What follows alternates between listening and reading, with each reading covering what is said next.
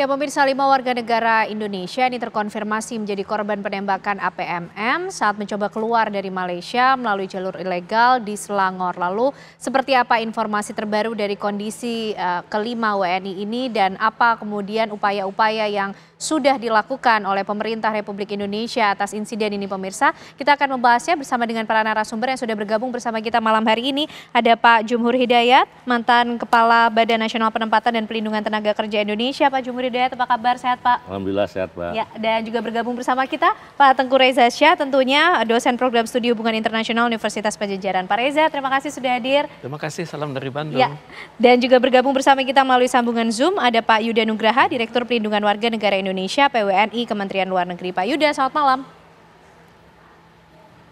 Selamat malam Mbak Kenana, Ya. Selamat malam Pak Jumhur Hidayat, Ya. Pak Baik. Tengku Reza Syah. Ya, Pak Yuda, kita ingin tahu bagaimana kondisi dari kelima warga negara Indonesia atau pekerja migran Indonesia ini yang terbaru di sana, Pak. Ya, dapat kami update progres per hari ini bahwa KBRI Kuala Lumpur telah mendapatkan akses ke konsuleran yang awalnya diindikasikan besok Rabu.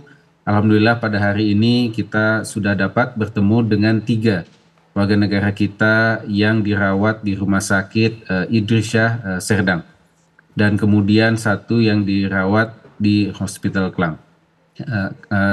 Teman-teman KBRI sedang melakukan pendalaman kondisi kesehatan mereka, kemudian melakukan identifikasi identitas dan juga melakukan pendalaman terkait dengan kronologis kejadian.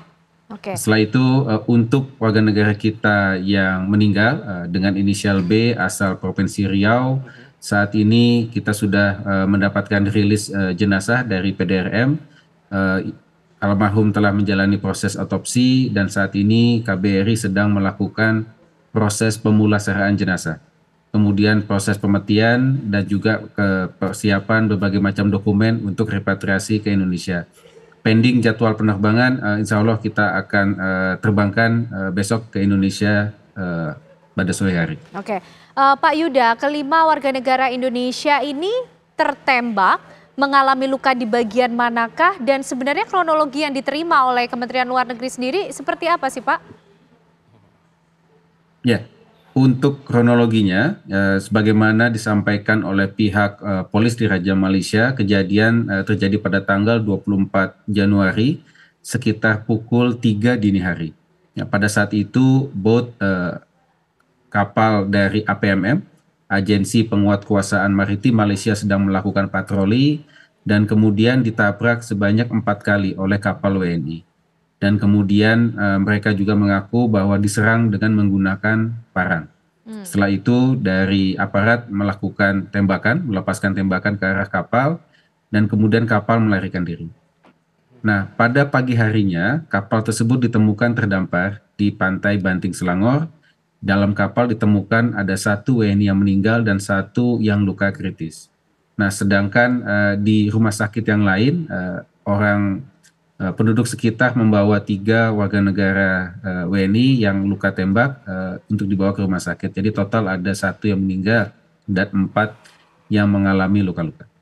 Oke. Ini kronologis yang disampaikan oleh pihak PDRM. Kita juga ingin tentunya mendengar bagaimana kronologis yang disampaikan nanti oleh para WNI. Oke, Pak Yuda, kenapa kemudian penanganan korban ini berbeda lokasinya, Pak? Ya, kalau kami memahami ya, ini kan tentu pending dari informasi dan juga proses penyelidikan yang dilakukan oleh pihak kepolisian. Jadi pada saat setelah melepaskan tembakan, kapal tersebut berhasil lari dan kemudian terdampar. Nah, pada saat terdampar itulah kemudian mereka berpencar. Jadi penumpang kapal ini berpencar. Ya, ada yang di dalam kapal, 3 ada yang ada yang ke rumah sakit dan berdasarkan informasi ini pending dari hasil penyelidikan lebih lanjut juga ada penumpang yang lain. Oke, Pak Yuda, kami ingin konfirmasi sekali lagi, artinya besok semuanya dijadwalkan kelima-limanya kembali ke Indonesia atau seperti apa, Pak? Untuk yang kembali itu adalah WNI kita yang meninggal dunia atas inisial B, ya, sedangkan 4-nya masih dirawat di rumah sakit. Ya, kami sampaikan bahwa 2 diantaranya memerlukan operasi, ya, statusnya masih kritis saat ini. Oke, baik. Pak Jumhur, mengenai peristiwa atau insiden-insiden semacam ini, menurut pengalaman Pak Jumhur pada beberapa waktu yang lalu, peristiwa semacam ini bukanlah peristiwa baru yang terjadi, sebetulnya akar permasalahannya apa, Pak? Ya, kalau di maritim ya, di Coast Guard, Malaysian Coast Guard, ini memang baru ya. Dan ini agak aneh. Oke. Agak aneh karena... Keanehannya kenapa? Karena sebetulnya ya lalu lintas orang masuk secara ilegal tuh biasa. Artinya kalau ketahuan ya tangkap gitu ya. Tapi nggak sampai ada Ditembak. penembakan kayak begini. Ya. Kalau ada penembakan kayak gini udah banyak banget lah kali yang ditembak. Karena ini sekitar 1 juta orang lebih pekerja kita yang tidak berdokumen di Malaysia. Dan itu tentunya hilir mudik ya. Dia malam-malam pergi dan itu kalau ini main tembak pasti akan sering. Tapi kenapa ini terjadi? Ini menarik buat saya. Dan harus disesalkan. Ini sangat disesalkan kenapa APMM itu bersikap seperti itu. Bahkan ini sangat tidak mencerminkan kepemimpinan Perdana Menteri yang baru ya. Yang dia pro kemanusiaan dan sebagainya yang menurut saya tidak baik lah gitu. Dan juga hubungan Indonesia dengan Bangka, bahkan baru datang Pak Prabowo dari sana. Betul. Ya. Jadi kan ironi ya, kok kedua pemimpin begitu berhubungan dengan baik gitu dan ingin mencari jalan untuk pembenahan, tiba-tiba ada terjadi penembakan dan ini seperti memperlakukan kepada bukan TKI yang undocumented gitu. Saya itu yang tidak kita tahu. Kita tidak tahu. Tapi kalau itu TKI undocumented, perlakuan seperti itu sudah termasuk zalim, menurut saya. Itu zalim karena itu mereka cuma cari kerja, cari makan dan dibutuhkan, diperlukan di Malaysia. Dan itu ada juga pelaku-pelaku yang dari kedua negara lah untuk namanya smuggling, human smuggling ya, menyelundupkan manusia, manusianya minta diselundupkan gitu kan, dengan bahkan membayar dan mereka bekerja di sana. Ini kedua pihak terlibat, oknum lah gitu ya. Dan itu terjadi sama-sama sulit. Pemerintah Indonesia juga sulit, pemerintah Malaysia juga sulit, tapi ya tidak harus berujung pada penembakan. Oke, tapi begini Pak Jumhur, kalau kita lihat dari kronologi yang kemudian disampaikan oleh polisi Malaysia begitu, seperti ada unsur ketidaksengajaan yang terjadi gitu ya, loh. Saya sedikit banyak saya harus menyesalkan pernyataan dari Pak Yuda ya, yang menyatakan bahwa ada perlawanan, mulai tindakan keras dari pekerja migran kita lah gitu terhadap itu. Isu dari mana? Informasi dari siapa? Apa ada orang Kemlu di sana? Jadi saya rasa itu nggak boleh diungkap. Kita seolah menjudge bahwa karena melawan maka ada dilakukan tindakan penembakan. Iya seperti itu. Nah ini nggak boleh karena kita nggak melihat statement Menlu bagus. Kita akan usut, kita akan minta itu tuntas.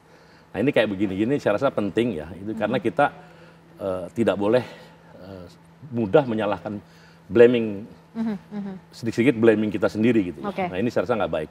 Jadi saya mohon maaf nih Pak Yuda, saya ngomong apa adanya ini. Terima kasih. Baik.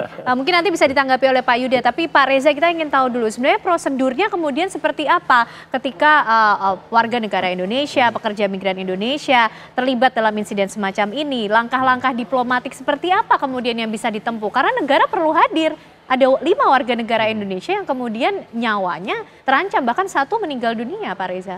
Tadi kan kita dapat statement dari Pak Yuda kan, itu statementnya itu ringkas, tapi sudah menjawab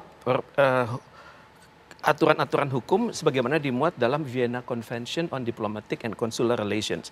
To promote, to protect, to negotiate, to represent, dan to report. Tadi Pak Yuda dalam sekali statement panjang sudah menjawab itu semua ya. Dan memang kita langsung memberikan nota diplomatik pada pemerintah Malaysia. Cuman saya nggak tahu apakah dibuatnya pada saat Pak Presiden masih di situ atau setelah Pak Presiden meninggalkan ya. Tapi bagaimanapun pemerintah Indonesia menunjukkan bukti kehadirannya. Bahwa kita tahu ada sesuatu yang terjadi dan dengan nota diplomatik itu kita mengharapkan ada proses yang dilakoni oleh di pihak Malaysia dan tentunya pihak Indonesia akan menggunakan segala daya dan upaya untuk melindungi.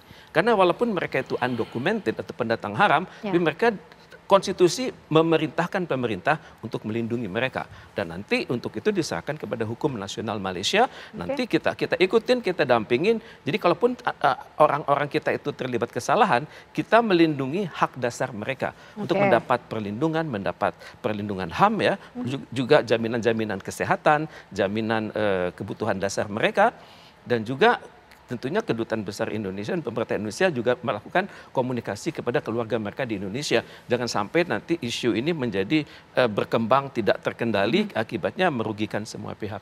Oke, baik Pak Reza, kita masih ingin tahu lebih lengkap lagi nantinya, termasuk kehadiran Presiden Prabowo Subianto menarik juga untuk dibahas. Kemarin juga hadir di Malaysia, tidak kebetulan mungkin bersama dengan peristiwa yang terjadi ini. Dan kita juga ingin tahu tanggapan Pak Yuda tadi dengan apa yang disampaikan oleh Pak Jumhur. Tapi usai jeda pemirsa, kami masih akan kembali hadir untuk Anda.